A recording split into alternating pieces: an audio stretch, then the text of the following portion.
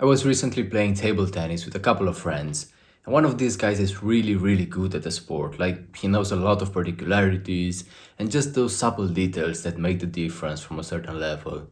Now, I've been playing a lot this year as well, so I became quite good.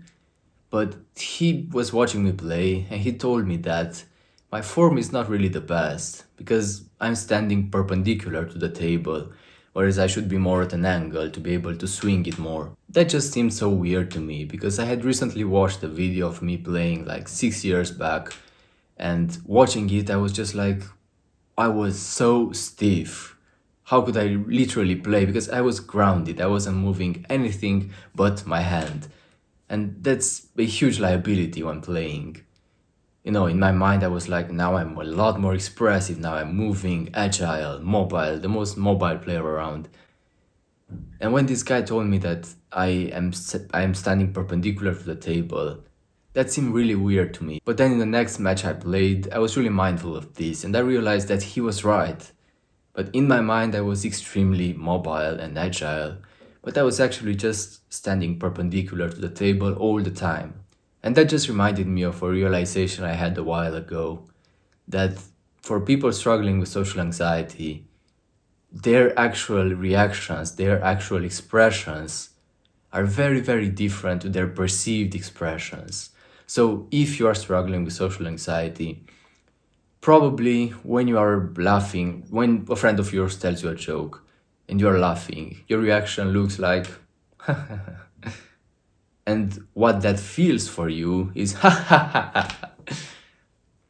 you feel a lot more expressive than you actually are. And that is just because of social anxiety, because of all those traumas that you experienced that led you to shut down in a cage of safety limited reactions. And that has a very bad influence on you and on your relationships because people are more attracted to people that show more emotion. Because emotion is passion.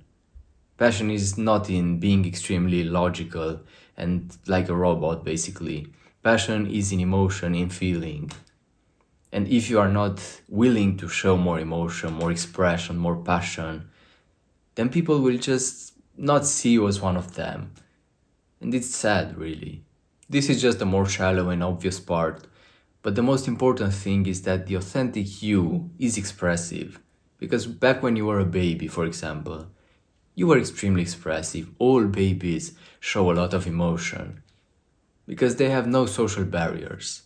Your social barriers probably got taken to the extreme and you ended up restraining and limiting your reactions every single time. Just living with these limited expressions, when you're amazed, you're like, Whereas what that feels for you is, wow. You see the difference? You could literally audit this for yourself and see the truth for yourself by making a video of you explaining something, talking about how you're feeling, what you've done today, what you plan on doing, your goals, memories, whatever.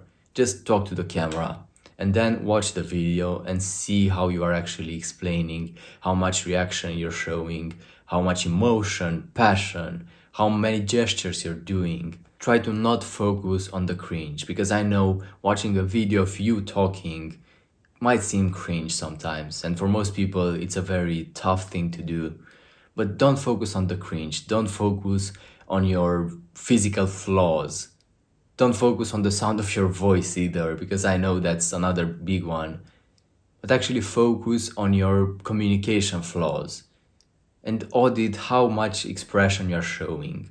If you want some good examples, you could always look for videos of people you look up to and just see how they're talking, how they are expressing themselves.